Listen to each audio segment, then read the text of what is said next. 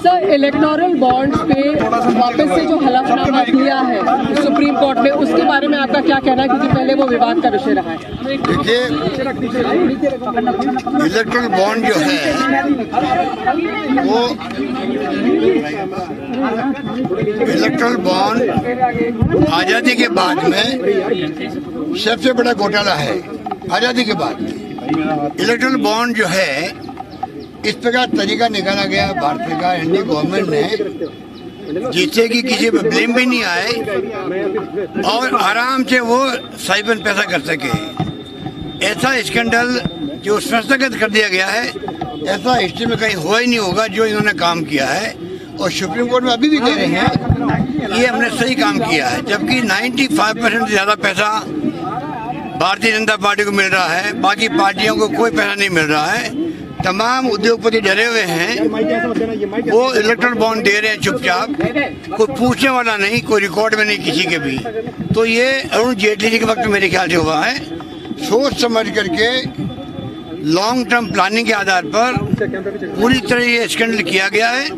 मैंने chief justice of India जी के सामने, राष्ट्रपति जी के सामने इस बात को उठाया था जोधपुर के अंदर। बार बार उठाते हैं, कोई सुनवाई करने वाला नहीं है। अब जुडिशरी क्या फैसला करती है वो देखने वाली बात है। वैसे आपकी नजर में क्या रास्ता हो सकता है सर इस तरीके के घपलों इसको बंद करवाना चाहिए। सुप्रीम कोर्ट को चाहिए। पहली बात है, सुप्रीम कोर्ट खुद गलती कर रहा है डिले करके। इतना बड़ा इश्यू है देश के लिए और आपने 1-2 साल लगा दिए उसके ऊपर। प्रायोरिटी पे इसको फैसला करना चाहिए, रेगुलर सुनवाई होनी चाहिए। पूरा देशवासी स्तंभ है, कुछ समझ नहीं पा रहा इनको करें कि इनका, क्योंकि जो हालात चल रहे हैं देश के अंदर, जब हम कहते हैं डेमोक्रेसी खतरा क्यों है, यही तो कहते हैं। संविधान की धज्जियां उड़ रही है, कोई पूछने वाला नहीं इनको। और इलेक्ट्रल बॉन्ड कैसे ले सकता हूँ एक तरफा, कोई ट्रांसपेरेंसी नहीं उसके अंदर।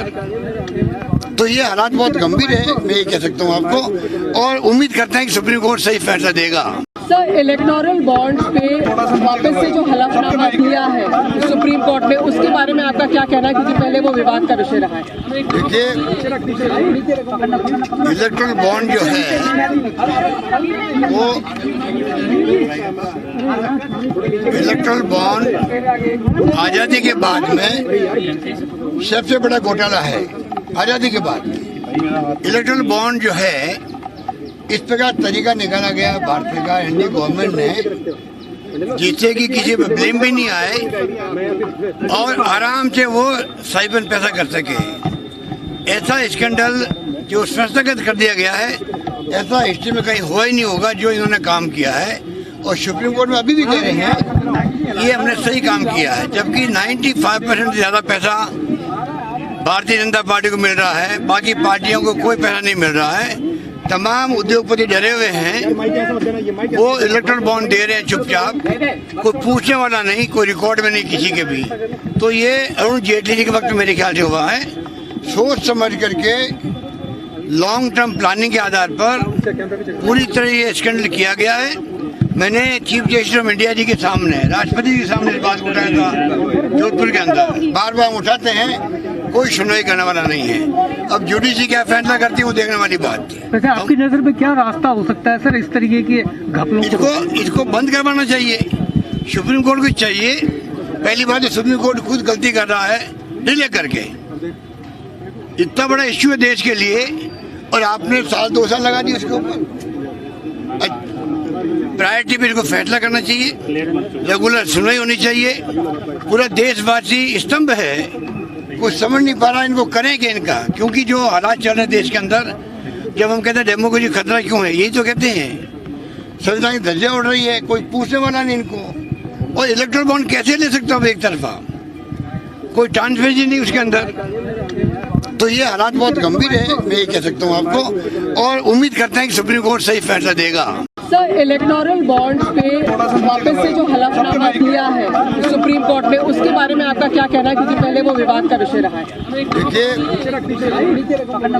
इलेक्टोरल बॉन्ड जो है वो इलेक्टोरल बॉन्ड आज़ादी के बाद में सबसे बड़ा घोटाला है। आज़ादी के बाद इलेक्टोरल बॉन्ड जो है, इस प्रकार तरीका निकाला गया भारत का इंडियन गवर्नमेंट ने, जिससे कि किसी पर ब्लेम भी नहीं आए और आराम से वो साइबर पैसा कर सके। ऐसा स्कैंडल जो संस्थागत कर दिया गया है, ऐसा हिस्ट्री में कहीं हुआ ही नहीं होगा जो इन्होंने काम किया है। और सुप्रीम कोर्ट में अभी भी कह रहे हैं ये हमने सही काम किया है, जबकि 95% से ज़्यादा पैसा भारतीय जनता पार्टी को मिल रहा है, बाकी पार्टियों को कोई पैसा नहीं मिल रहा है। तमाम उद्योगपति डरे हुए हैं, वो इलेक्ट्रल बॉन्ड दे रहे हैं चुपचाप, कोई पूछने वाला नहीं, कोई रिकॉर्ड में नहीं किसी के भी।